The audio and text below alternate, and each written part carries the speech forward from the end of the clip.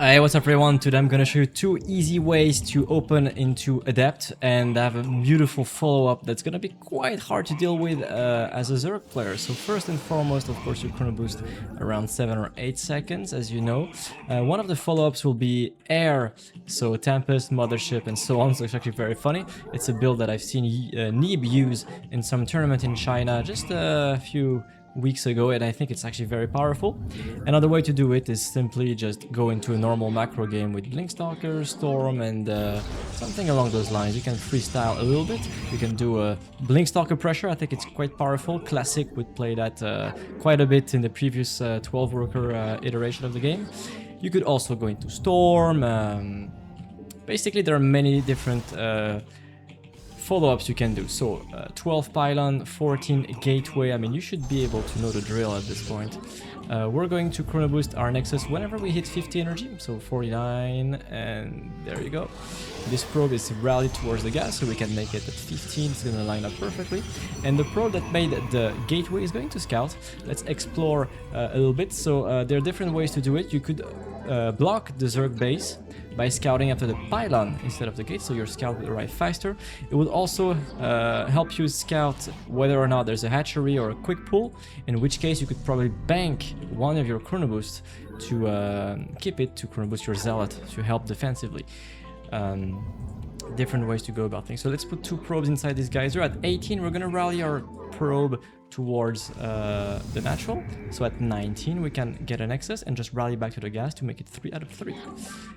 3, 2, 1, nexus time. We're still at 19 supply and we stay there to get a core.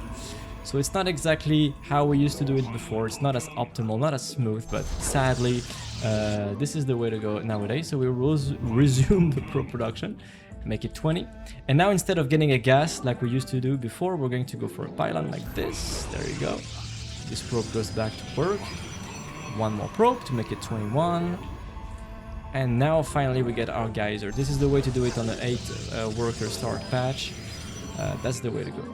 If you're lazy like me, you can rally towards the gas. If you're a pro player, you can just optimize the worker towards the mineral and just micro a little bit. You can just leave your probe in patrol. This will give you the ability to see what's coming out of the hatcheries of the Zerg. So you see if some Zerglings leave. The moment your gas finishes, you want to saturate it, and whenever you've got 150 gas, time for a Stargate. So our opponents just made 4 Zerglings. This is just an easy AI. I'm going to show you 2 real games afterwards. And once you hit full saturation, just chrono your nexus and just rally towards your natural to start saturating your natural. You want to chrono boost both nexus, right? This is actually very critical. The quicker you get your probes, the faster they mine, and then you get the compound effect, right? So those who are familiar with this concept will know about that. The quicker your probes mine, the quicker you get the money, and then it will make things even better. So you have 2 choices with this Adept. Either you can leave it home for safety, or you can just cross the map and go and check for a third base. Both are perfectly valid. If you decide to stay home with your Adept, try to check this third base and that third base location just to make sure your opponent is not cheesing you. It's actually pretty important, especially in lower leagues. By lower league, I mean anything that's not pro gamer, I'm sorry. Because early pulls and cheeses are, I mean, you're not learning anything, right? They're very popular.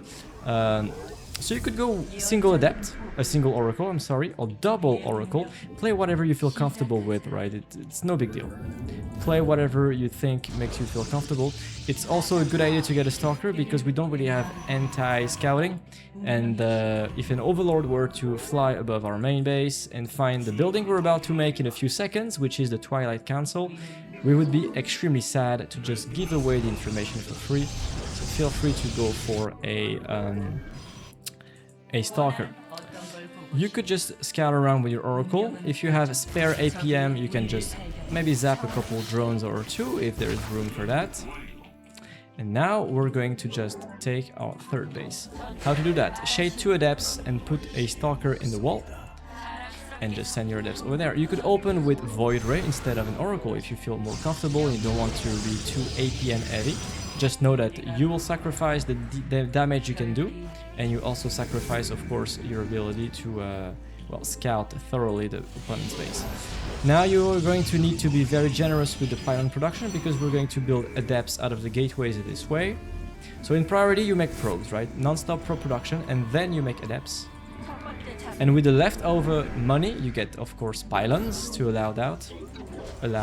There you go. And we go for extra gases whenever you can afford it. We don't want to oversaturate this base, right? Because right now we're at 22 of 16, would rather mine some gas. But I don't want to cut the adept production, you're very tight on money. So that's the way we do it. One more chrono boost on the Twilight Council, you can chrono boost it twice or 3 times. This is probably alright, depending on when you want to attack, of course. Alright, this is...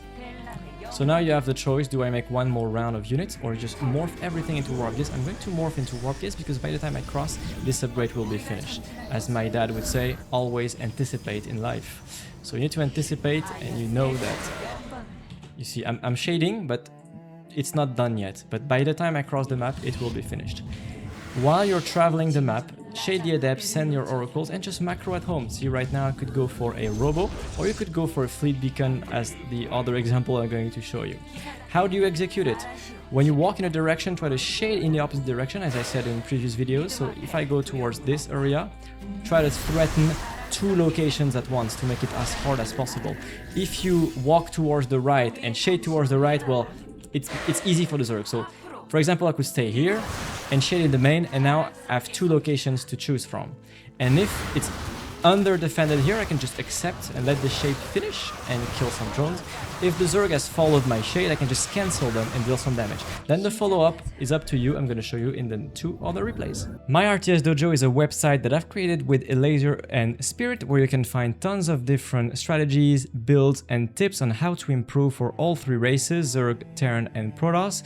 If you're watching me, you're probably watching Protoss content. So here I've made, for example, how to learn new maps like a pro, and I'm gonna make soon new strategies and builds for the new patch, especially the 8-worker start. So if you want to learn new builds and improve and get some fun in Starcraft 2, my RTS Dojo is where it's at. This replay has been played very fresh, you know, freshly to maybe 1 hour ago. And in this replay, I'm going to play the follow-up into Tempest. As I mentioned before, it's a build that I've seen, as I said, me play, and I think is extremely powerful and very fun to play. Honestly, like, you play around with Adepts, then you get to play with Tempest and then quick Mothership.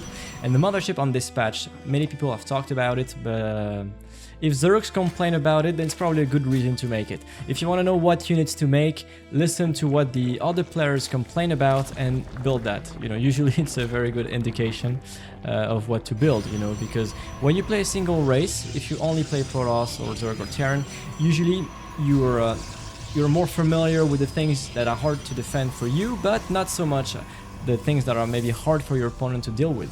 And Adepts definitely something that's very hard to deal with as Zerg, and because you need to be at several locations at once, you need to be tight on the production of your wall, for example. So yeah, make sure to abuse powerful stuff, right? That's very good advice I could give you. So once again, we're chrono boosting the economy very aggressively. We open with a single oracle, I believe, this game. My opponent went for just a normal hatchery first opener. So this is very convenient for a Tempest strategy. Why did I choose this one and not the other one? Well, it's simple. We're on very close location with my opponent, so my adept pressure is going to arrive rapidly. But then afterwards, when I play with Tempest, I can take this base and be extremely close from my opponent and then use my Tempest to just pick off some units. And if I need to back off, I can have batteries, cannons, and so on to retreat to. So this is very convenient in this kind of position. So once again, Twilight Council, 3 extra gates. I mean, the 1 in the wall already and 2 over here extra to make it 4. Constant probe production and constant adept production. Actually, I misclicked. I was gonna morph them because my hotkey is G and my adept hotkey is H, and the 2 letters are next to each other on the keyboard, and I just misclicked. You know, this can happen. This can happen to us too. You know, we're mortals. So yeah, I'm trying to find an opening with my oracles, and also I'm scouting a little bit. if your opponent goes into a quick Evo chamber, it's generally a sign of a quick melee upgrade, which means your opponent's probably going to go into lots of Zerglings. So in this case, you want to utilize the mineral patches as much as possible. For example, if you shade over there, down there, around the minerals, you will drastically reduce the amount of surface area the Zerglings can shoot your Adepts from, which means you will deal way more damage, and it's going to be very hard for them to actually get rid of your Adepts. So use the mineral patches to your advantage, the terrain as a whole, because this building and so on can also help. So try to hide your Adepts as much as possible and only show them the moment you actually want to cross the map. If we put ourselves in my view, I'm not even looking at my Adepts. The first thing I did was shade towards the map, send my Adepts, and then I use the travel time as macro time. I'm making my fleet beacon, I get my second Stargate, I hotkey my Stargate so that I don't need to click it manually. I can just, well, click my hotkey and keep making workers. You can see I'm making workers. I think I should be chrono boosting them very shortly. So here there's an Evo chamber that's low HP. So what I'm doing is I target it down to get rid of it, and then I can actually shade inside. And while I'm shading in the natural, you see, as I was saying, I walk in the opposite direction. As my shades are about to finish, I look at them to see what there is. If I let them finish in this case, I would have had a bit of a problem with all the bindings. So you shade in one side and you walk in the other to spread the Zerg as thin as possible. You can use stasis traps also in the middle so that it makes things even more difficult for the Zerg to deal with that. And now my Zerg opponent is not even mining. I'm mining a lot. I got both my gases going. I'm gonna queue my mothership in a bit, as you can, if you pay attention to the production tab. And you see, you could also decide to just send just a couple of Adepts instead. And you see, I target fire some drones here. I get 3 drones. I could have gotten a 4. You can also split your Adepts like this, and as I said, use the terrain. You see these Berenice are a little bit stuck because there's a single Adept in hold position in front. It doesn't even need to be in hold position actually, but it's blocking the way. And after all is said and done, he lost way more than I did. He lost mining time. He's down 10 workers, and I'm literally making Tempests and a freaking mothership. So, and then I'm not just gonna stick to air. You see, I'm getting charged because I have spare minerals. I'm getting a forge. This forge is gonna be useful to make cannons, and obviously to get ground upgrades, because I'm not gonna go mass Tempest, right? I'm just gonna go 5 or 6 Tempest. 5 Tempest will one-shot a queen, so it's very convenient. I like to make it 6 so that if one dies, you still have the one-shot potential. And I like, I don't know, 6 is a nice number for the Drake fans, of course. And then we'll go for an extra Stargate, or you can make extra gateways right off the bat. No big deal. But and you want to attack rapidly. I know Sky Toss usually means camping. I'm gonna lower the sound a little bit to not destroy your ears. I'm sorry about that. And you've got valuable units on the battlefield, you can use them before he has too much. Usually Hydras is something you like to play against, because if you control your units properly, it's very difficult for the Hydras to reach the Tempest. So always don't go in the open space. For example, if I went over here, I would corner myself and just creep around here, making it easy for the Zerg to catch me. But here I'm playing around the rock, which means he cannot go through this rock. So it's going to be quite hard for him. And on the other pathway, I'm putting some stasis traps. I've got batteries and cannons ready to help me. So I always put my units in a position which is advantageous for me. Here I can poke the hatchery and I can retreat safely. In the meantime, I will get extra gateways and a Templar archive, which should go down. It's a mistake. I kind of forgot about it, but I'm a bit APM starved right now. I'm poking everywhere, making cannons, batteries, probes, void rays, chrono boosting stuff. So all over the place. So here my mothership gets stuck around this because the mothership doesn't really move in a straight line. It actually goes in a little bit of an arc. So this stupid mothership, instead of going with the Tempest in this little perfect location where it's very hard to be reached, well, the mothership decided to literally go straight into the freaking buildings. Yeah, I was gonna make a 9/11 joke, but I'm gonna refrain myself from doing so. But try to use the terrain as much as possible. You see, these Tempests are extremely difficult to reach with the Hydras. This is why Corruptors usually are much preferred by Zerg, because, well, then you can just ignore that. And because the Tempests are slow units, the Corruptors are going to have the advantage. Which is why I was already building Void Rays in anticipation for Corruptors, which are actually being built right now. You could also research the seismic destabilizers to get extra damage against buildings. I think if I did that, this hatchery would probably be out of this world already. But basically that's the idea. Later on, I'm gonna speed up the process just a little bit. Later on, you want to go into Storm, of course, to destroy everything Zerg has, because Storm does precisely that. And whenever you get close to being fully maxed out, you can actually A-move your opponent with a massive Sky Toss, hybrid Sky Toss, and some Archons, of course, for the splash damage, especially on Corruptors. And don't hesitate to do a little bit of that. Run-bys. We researched Charge, we got +1 attack, so use it. You could even get some Proxy Pylon over here and just run by. This is actually very hard to deal with as Zerg. You would be surprised how just a little run by can cause mayhem in the Zerg base, and if you don't pay attention about it as a Zerg, well, you will just lose all of your drones, and this is how you can get a pretty funny win. Alright. Another example, this time around against Shino, actually, 6k Zerg player. So you might say, well, I like to follow your builds, but if the opponent decides to open with an early pull, which is very typical these days, is gonna mess up with my whole strategy. How do I deal with that? How do I actually have a proper build when the early game has been messed up? This is what we're going to see here, because my opponent, although it doesn't go for a drastically quick pull, it's still a 12 pull, so that's relatively fast. Not the quickest pull you could do. Usually 10 pulls are preferred if you want to go for a very aggressive endeavor, but in this case 12 pull is still relatively easy, relatively easy to deal with. Is not what I meant to say. Relatively fast is what I meant to say, but maybe I had a little bit of a Freudian slip, as they say. So here I see the edge of the creep, I see no hatchery, so now I'm just checking for the pool. What am I doing here? I'm just looking at the larva count. How many larvas is my opponent banking? So 2 cocoons at once. It's a dead giveaway that is building Zerglings because he waited for the pool. And this larva is also going to turn into a cocoon, which strongly indicates that we're getting some problems on my side of the map, some in the form of Zerglings. So in this case, I'm going to get a core as fast as possible. I don't want to over scout right now.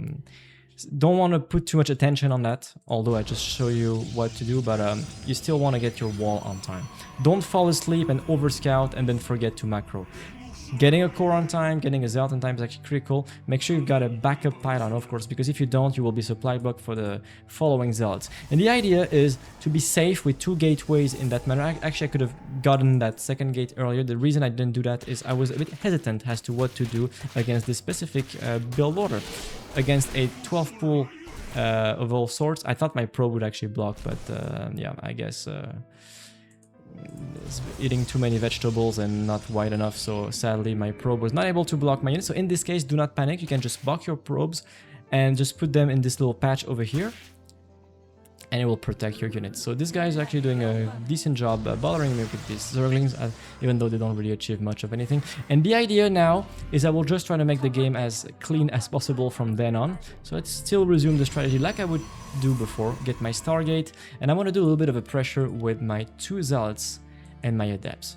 It's pretty difficult to deal with as Zerg because their speed is slightly delayed, number 1, and number 2 is like their hatchery is going to be late, the 3rd hatchery in this case. So there's a chance you can actually take it down, which is why this pressure is actually quite good. So what you do is, number 1, you throw the shades towards the natural and cancel them to force the units to pull back. If all the Zerglings commit towards the 3rd and you shade, and there's nothing here, just let the shades finish. I mean, I'm talking way too much on this scenario. We should probably focus on Adepts. But now I'm trading pretty well, actually getting a decent value. So this game, I think, is... I like my position. It's not amazing, but I think I'm maybe very, very slightly ahead. Probably even, if I were completely honest. So in this case, I go for a single Oracle because I'm a bit gas starved because of the early game. I was on 1 gas instead of 2. So I'm going for a single Oracle in this case. Once again, it's up to you. I just put a little bit of pressure of my Adepts just to force him to make Zerglings, because of course, as a Zerg, you would rather have roaches to deal with this. But since I'm moving out, the Zerg needs... thinks I need to respect the Adepts and get a couple Zerglings. But then I'm actually not shading for real. I'm just forcing you to get some units. We're gonna recharge the Oracle to get some more energy for stasis traps, potentially. And as you see, this time around, I'm not going for Tempest, I'm going for a Robo. Chrono boosting every Nexus to get as much economy as possible, and I'm gonna use my Adepts aggressively. So once again, my Zerg opponent's been very greedy, he's up 20 workers, so I really need to get something done. So I'm shading towards the ramp or the natural. And I see there is no roaches, nothing, no wall, so I'm just gonna commit inside the mirror line. And in this position, the Zerg player will really struggle to actually deal with my Adepts, because the Zerg lanes will have very little surface area, and +1 attack is not done yet. So I'm gonna try to kill as many drones as possible. If you pay attention to the production tab, I'm still making workers, of course, all the way to, well, 66 ideally. I even warped in 4 extra Adepts, and of course you don't have to. But it's nice to just come back into your base every now and then, just at least warp units. Just spend your warping cycles. So now I'm trying to kill this Evo chamber, but the upgrade has been finished already. And you see I'm just hugging the terrain like this to reduce the surface area the Zerglings can shoot from.